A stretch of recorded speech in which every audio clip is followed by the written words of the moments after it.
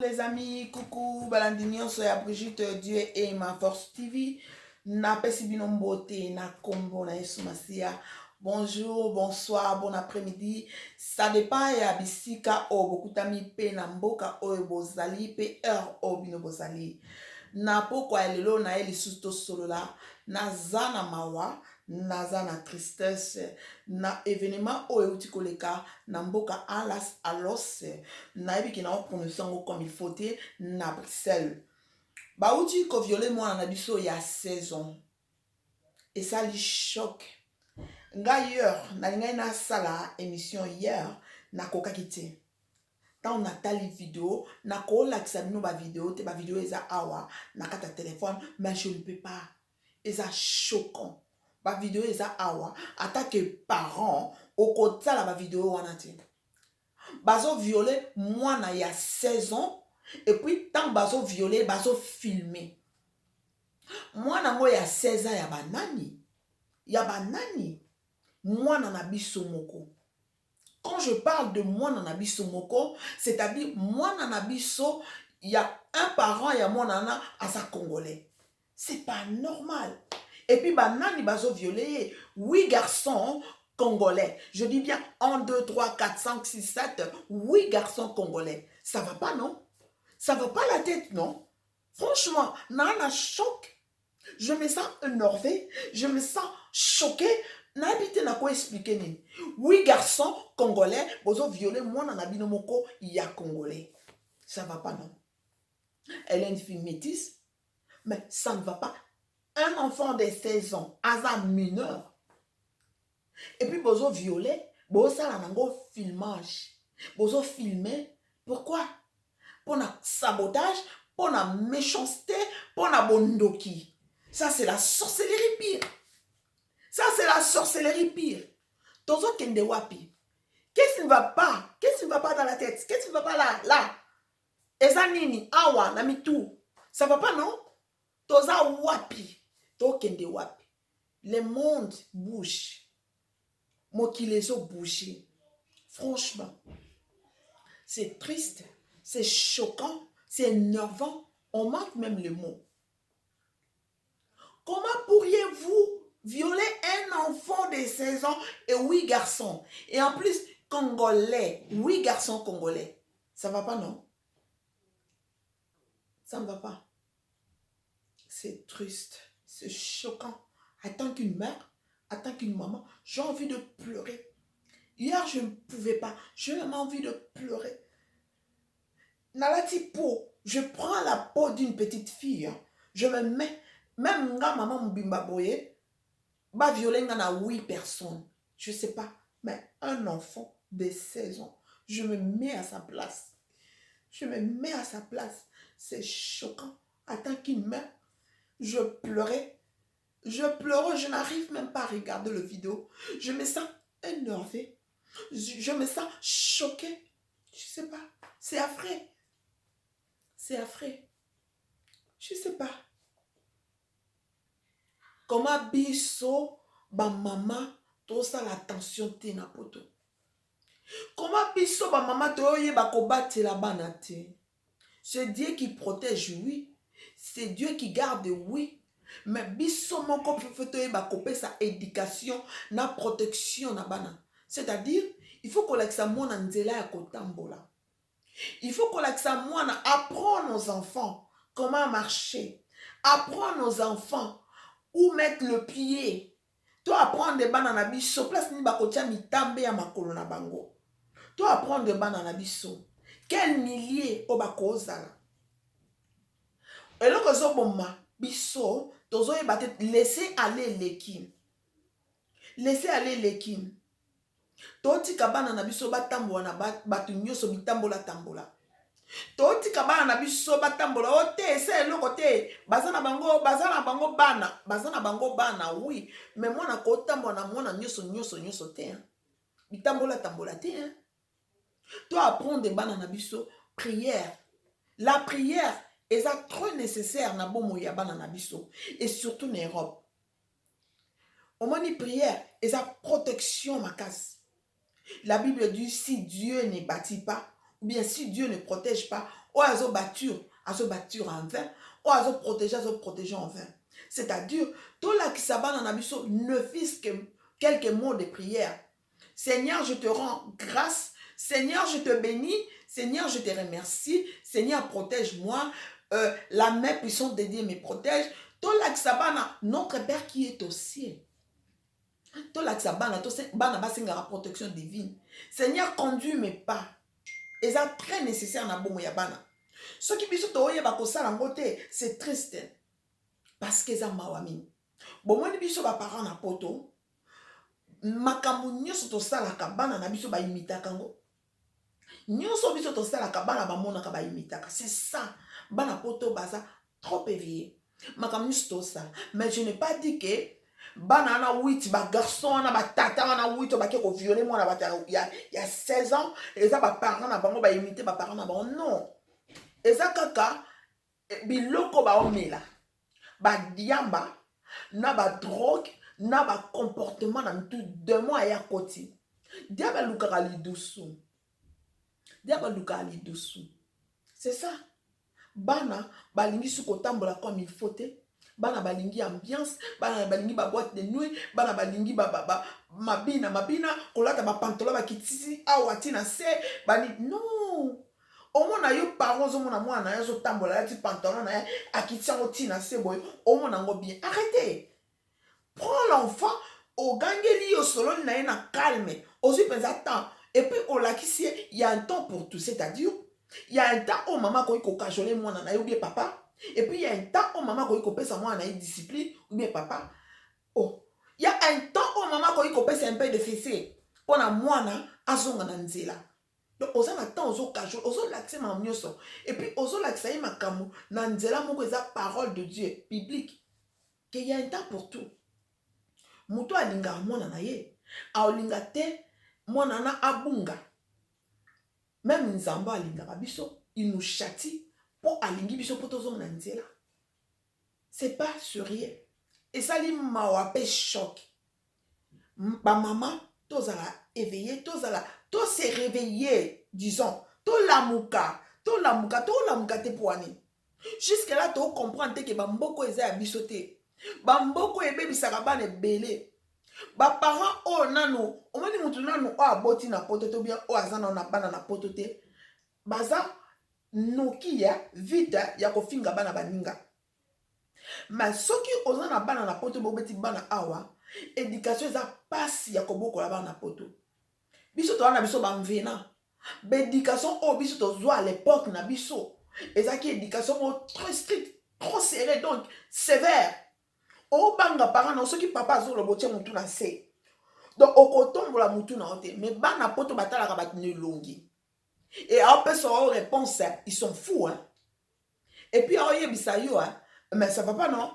Laisse-moi tranquille à tchobo mais à moins te déranger. Mais faut aux en maîtrise. Maman, papa, il faut en maîtrise. Ko beta eza solution te. Ko ganga eza solution te. Nga mon na soka penza, hein, na su penza fingu peko, na telemsi moi mais j'aime les enfants. J'aime les enfants. Muto yebi penza ko témoigner que nga na linga ka penza bana. Nga na bonde la bana. Nga même temps bana bande ko nga ba ya vacances pa nga bango mo ba témoigner. Ah tata, oui tata. Moi j'aime les enfants. Mais naza street na bana. Na pesa ka mwana penza cadeau, okozwa penza cadeau. Mais naza street. Tant mwana ose eloko eza yango te, na fungola penza miss na ese non. Yango te. Si s'agit na pesa un peu de fessé, je le fais. Mais avec amour. Parce que na olinga na zongi sa mwana nzela. Na osa te pona détruire mwana. Mais entre-temps, na so ke nango pe na prière. Na ola ki sa bana nzela ensemble. Donc, na so la ki sa mwana ke y a un temps pour tout. Toza na temps ko seka, toza na temps ko blaguer, mais y a un temps pour du sérieux. Toza na temps makambo sérieux. C'est-à-dire il faut la sérieux. Alors, il faut là que ça s'appelle moi nake nzela ozo kende yango te. Nzela oyo et mimayo namabe. Ce n'est pas que tout chemin mène à Rome. Non. Tout chemin mène à Rome te. Nzela oyo et maman à Rome te. Et maman na libulu. Faut là que ça moi na. lakisa mpenza mpona ke nzela ozokende yo ndenge ozwa nzela oyo ntango ozwa nzela na eza mabe emema o na libulu odinda. Donc eza très nécessaire tolakisa bana ne fût-ce que prière même il y a notre Père qui est au ciel. Lakisa mwana ntongo ntango alamuki ayeba kosenga protection divine. Lakisa mwana ntongo ntango alamuki ayeba ko remercier Nzambe. Ne fût-ce que courte prière ya mukuse ya mingi te parce que muto akokoka aza te toza digne te toza bato tokoka te mais ne fût-ce que mukie lakisa mwana nzela ya Nzambe. Topesa bana ba conseil bayeba mile ni bazotambola bayeba place ni bazotia makolo. C'est triste mwana ana ya mwasi avenir na ye babebisi yango. On ne sait jamais bana na biso bakoma komela ba drogue banini ba drogue ebebisaka bana ba drogue ebebisaka mitwa bana ba drogue ebebisaka makila bana ba biloko wana boye ko multiplier malade. Est-ce que tant bozo violer mwana na bozaki na ba préservatif? Non. Donc bozo filmer boye mwana ngo neti film moko pornographique neti nini je sais même pas, c'est du n'importe quoi. Je suis choquée. Naoki mawa pe passer. Yangona un moko to koyipe ko appliquer pour aidant pourtant. Parce que au colo ba que oui, so ngai na kolimbisa ah bon, c'est pas facile hein? Ce n'est pas facile hein? Toi ba nzambe te attaque parents oh meni mwana na 9 mois na libumu. Et ça facile, c'est ça choquant. Parce que réaction na ezali ta kutu ngai nazaka parents mwana na zanga te mais tellement que nasa je suis une mère naoki choc naoki pasi lobi mo manaki naki na mawa makasi et bon mukolo mwana wana azoka ndeni azoka comment? C'est ça, c'est pas normal, c'est pas normal. Il faut penser à place bozali bozwa punition na bino parce que lobi bozongela te. So botikalika bongo boko continuer. Il faut que ça la sévèrement puni. Il faut que ça la vraiment sévèrement puni. Parce que lobby, bozongela te bo changer. Et puis boza na prison, pour boza la transformer. Christ akuta na nabino, bo bongwana. Christ akuta na bino, bo regretter ma ben na bino, bo regretter péché na bino, bo regretter pas ce bo salina, ba parents ya mwana wana na mwana ande bo détruire, bo regretter amèrement, bo lela penza makasi, place bo zala, bo comprendre et puis bo zala convertir. Se passe rien. C'est pas bien. Bo zala bande quoi basité, bino oui garçon wana. Vous n'avez pas de sœur. Vous n'avez pas de grande sœur. Vous n'avez pas de petite sœur. Ça va pas, non? Vous n'avez pas de tante. Hein? Bobimi na moi si. Qu'est-ce qui ne va pas? Ba parents, ba maman, tout élément. Il est temps de se révolter. Tout élément. Tout l'examen dans la biso banzela comme il faut. Tout le kebisa bana na biso. Ça fait mal. Nga na bangaka. Nagaso moi nanga moi ça bimi je perds. Maintenant au pont de la naïf au moins na bengi tu as prié. Oui maman tu as prié. Non le ba bonde là. Pourquoi? Parce que mon kilo est ma mabé. To bangela kutu ba to ba mboka o moi la tanga ba komba te. To bangela ka ba mindele ba faux blanc ba mindele menchoka bana na biso ba congolais pe ba kombi dedans. Ça va pas non? Tant on a ça moi nanga mbalike. Bana ba congolais mbasali bon aso kamo api depuis quand ba congolais ba sabilo ka bon depuis quand? C'est triste. Naoki mawa nzamba lola a rétabli mwana o pesa a kutami hôpital parce que akoko sala même dépression vie na ye eza bloqué akoyi même kozwa problème na utérus akozwa problème na matrice akoyi même 8 bosali nini bo bebisi so boyeba te. C'est trop méchant. Manzamba compature na ye bisika kutami. Bo drogué ye. Ameni masanga. Aza drogué nyonso. Yangwana to la tsaba na biso. Ba melaka masanga te. Masanga ezelo mo mabe boko comprendre na ngote. Nga wana na bota wana melanga masanga te.